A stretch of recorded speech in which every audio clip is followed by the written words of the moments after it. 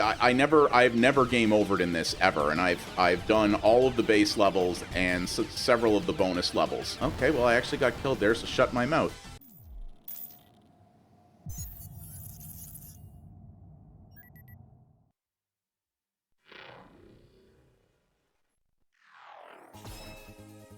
What's up, folks, and welcome to Indie Ramble. So, I guess you'd call it a shmup today, but definitely not the way you're thinking. So, who here remembers Star Fox? I bet a lot of you do. And, well, this is basically a new Star Fox game. It's the boomer shooter equivalent of Star Fox because it has a lot of the old style, but a lot of modern quality of life things to it. It's really not something I've ever seen before, and it's pretty cool. So this is Ex-Zodiac, and it is in early access right now on Steam, so it's a little bit light on content, but it is being actively worked on and there is more coming. So right now there are 6 main levels and 6 bonus levels. That's all we have at the moment, though as I said, more are coming. I believe they're hoping to have up to 12 in the full version. So there is a story in this. Unlike Star Fox, there are no pre-mission cutscenes. All the storytelling is done in mission, and it's a little hard to follow because it's all unvoiced dialogue that comes up on the screen, but you can't really take your eyes off the action to read it, in my experience. That's a little tricky. But there is a bad guy here rampaging through the galaxy. You gotta stop him. That's pretty much what this is. So, if you're too young to remember Star Fox, then you may be like, well, this is kind of an interesting retro style, and that's kind of it. If you remember Star Fox, a whole pile of dormant neurons are firing in your head right now, I think. Yes, indeed. So this actually is at the first level boss, because that's where my last checkpoint was. But the core, what made Star Fox so impressive back in the day, and what makes it so nostalgic for so many people, is that at the time, Nintendo, in conjunction with Argonaut Software, the game's developer, was using a new add-on chip in the Star Fox cartridge for the Super Nintendo called the Super Effects, which allowed the Super Nintendo to do rudimentary 3D accelerated graphics. And this art style looks downright primitive by today's standards from a technical perspective. But back when this happened, it blew everybody's mind because nobody thought, including Nintendo, that the NES was capable of that kind of graphical prowess at the time. And Argonaut made it happen. And there were only a handful of games that used the Super Effects chip. This is far and away the most famous, or Star Fox is, rather. Star Fox has had other entries. It had an N64 game. It had kind of a different adventure kind of game on the GameCube. It did have a modernization on the Wii U that wasn't very good. But this is the one that everybody remembers most fondly. And it is a kind of behind-the-back shmup, I guess you'd call it. So, I'll show you what the controls are like here. So, yeah, you get bonuses. There is a scoring system. We'll talk about that more later. You get bonuses at the end of the round and rank based on various different characteristics. So, I'm going to show you each of the 2 types of levels there are in this, because they vary quite a bit. So, let's go to the second level, and I'll show you what this is about here. So, I am playing with a controller. You can play this with a keyboard. I would not recommend it. You really need analog control to enjoy this game properly. So, the way this works is pretty simple. You got a button that shoots your laser. You can shoot that by mashing it. If you hold the button down, you have sort of a lock-on laser that can target multiple targets at once or multiple times on the same target. You can level that up by picking up power-ups in the level. You have the ability to accelerate forward to either progress further from the levels or change your position to enemies. You also have a brake function, and you have what is basically a couple of nukes. Now, the interesting thing with those is those are not guaranteed screen clearers, because if you use the nuke, it actually has to hit something to go off. So if you try to shoot it at an enemy that's moving and you miss, you get nothing for it, which is quite interesting. There is a live system, and there are checkpoints in this, so I will say at this point, I found this game very easy. I beat most of the levels on my first try, and the ones that I failed, I usually failed on the boss itself, so I used a life, and I came back at the boss, and that was kind of it.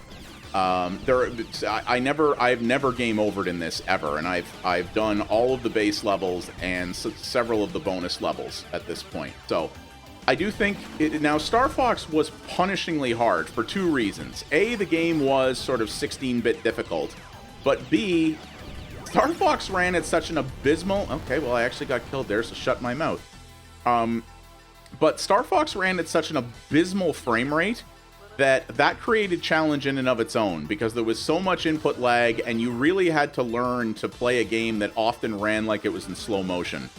This does not have that problem, as you can see. This is running at a rock-solid 60. Now, I'm on a high-end computer, but the graphics in this are purposely lo-fi enough that you could run this on much lower-end equipment, I'm sure.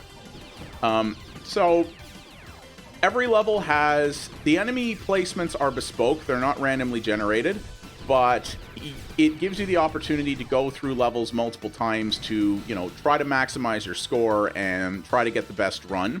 The levels are not super long, so it's not terribly difficult to do that. And like traditional shmups, you know, it's all about memorizing enemy placement, right? Now, the problem with that is the main purpose of perfecting shmups like this is to maximize your score. There is a scoring system in this, including a multiplier system that you can see on the top, which is really cool. But there's basically nothing in terms of high score. There's no online leaderboards, which I think this really, really needs. I'm not even sure if there's local leaderboards. If they are, I haven't seen them yet. They might be back on the menu. So we'd have to see about that. As I've always said, online leaderboards with replays are always the best. A game like this, it doesn't necessarily need replays, but it's always nice to see how some people attain scores in games, especially with how many people use Cheat Engine to basically hack leaderboards. And yeah, they put work into the scoring system and the multiplier system, and I do like that. It just, you know, the main purpose of scores is sort of record keeping, right, and bragging rights, and you can't really get that in this at this point in time, which is kind of a bummer. So I do hope they improve on that a little bit. So you go through the levels here. There are different power-ups you can pick up, and in each level there is also a power-up that a certain specific enemy will drop, which is that right there. They call it data. And if you can get that, I didn't have the one for this level, I don't think. So if you get that, you unlock the secret, they call them cyberspace levels.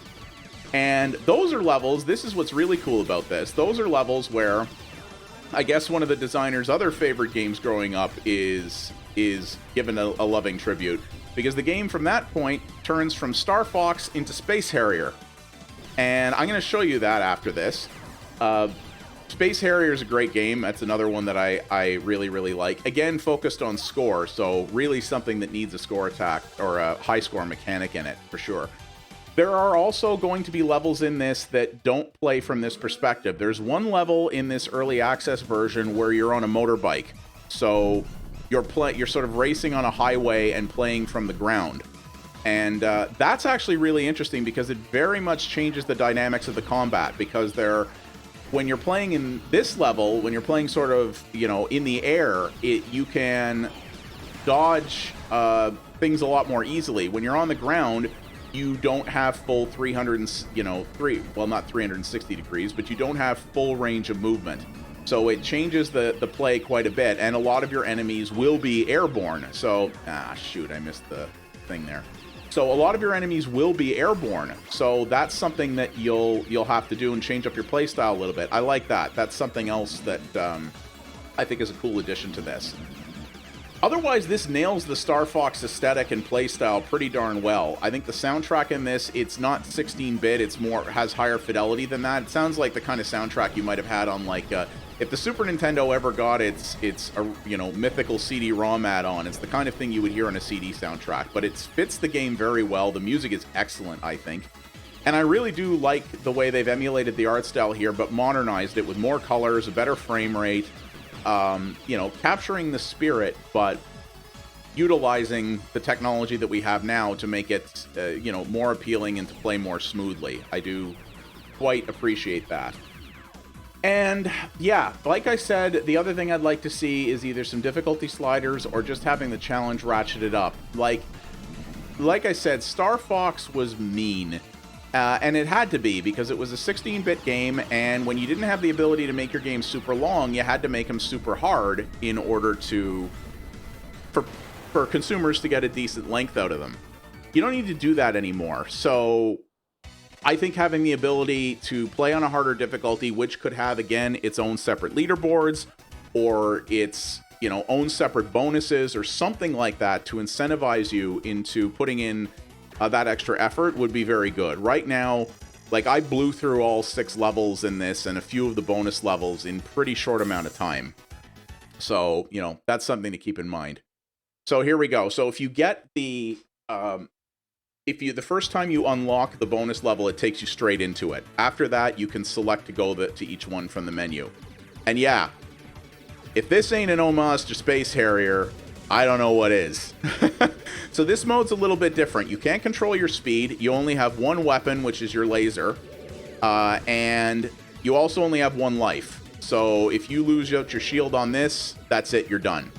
But because the enemies come a lot more fast and furious, you also have opportunities to rack up much bigger combos and much bigger scores as a result of that. As you can see, I got mine going pretty darn good here.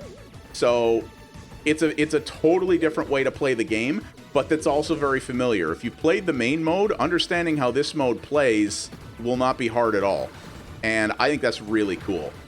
But again, it's score focused and and it really needs a way to record your scores in a more permanent fashion and share them with others, because that's really the thing with high scores. But this, again, the controls are really good. The controls are really solid. They play really well.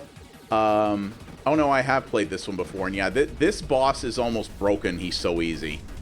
I mean, look how quickly I beat him. That boss definitely needs to be tweaked. But yeah, I've been really surprised by this, because there's a resurgence right now in what I call modern retro games, which is modern games that are made using old style and old design mechanics. Nice. And, you know, the most common of those that we see these days is boomer shooters. This is doing that with a totally different genre, and, you know, that is inspired by a totally different thing. I think that is super, super cool. I really like what they're doing that. So I'm going to show you guys this here. This is the highway level, just to give you a little idea of what we're looking at here. So as you can see, you're on like a hover bike, but still you are glued to the ground, right? It's the way you play this mode feels a lot different. Then also you have enemies coming from behind you here, which you don't in the airborne levels. So yeah, I'm really impressed with this. I think this has an incredible amount of potential. I think I'm very often very hesitant to recommend early access games on this channel, because I've been burned by them too many times. But ones that I feel are doing the process right and are showing a lot of potential with what they've already put out there, I don't have a problem recommending, and that is definitely the case here. Development, I've actually had code for this for a little while now. Development doesn't seem to have progressed very much from when I first got code for this. So I do think, you know, I'm sure this is just a side project and not something full-time. So I get it might take a bit, but I do think it would be nice to see some new content sooner rather than later. Like I said, I'd really like to see some difficulty options or rebalancing, and I'd really like to see a leaderboard implementation. I think those things would take this from good to great.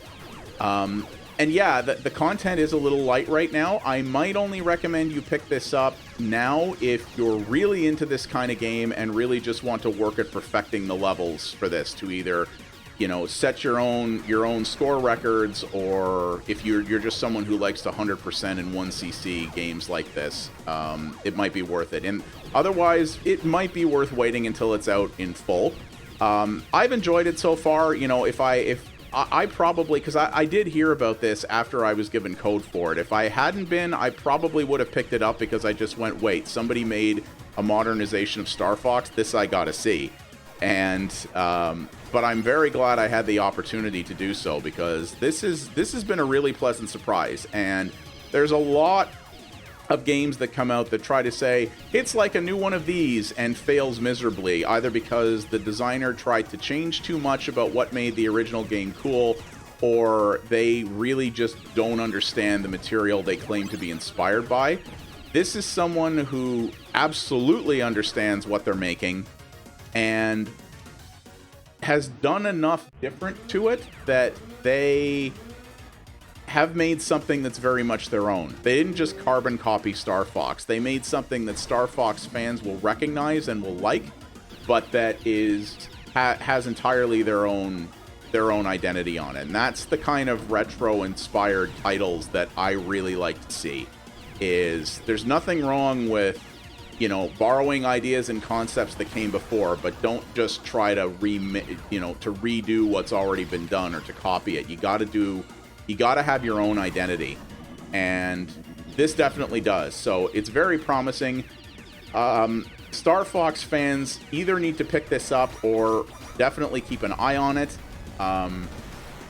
That's you know, I'm going to be continuing to follow this throughout development, and I look very much forward to the completed product, and hopefully they can improve, you know, a few of the little shortcomings that I've mentioned. But overall, great premise here and great job so far. So yeah, that is Ex-Zodiac, and I have been enjoying it an awful lot, and it's really cool to see things like this. I hope more games like this get made, more games, you know, that are inspired by different retro ideas get made. I love this resurgence because, you know, people still love, like me, still love retro games for a reason, and it's not just always nostalgia or trying to remember our youth. It's that there are, you know, there are good things that are also old.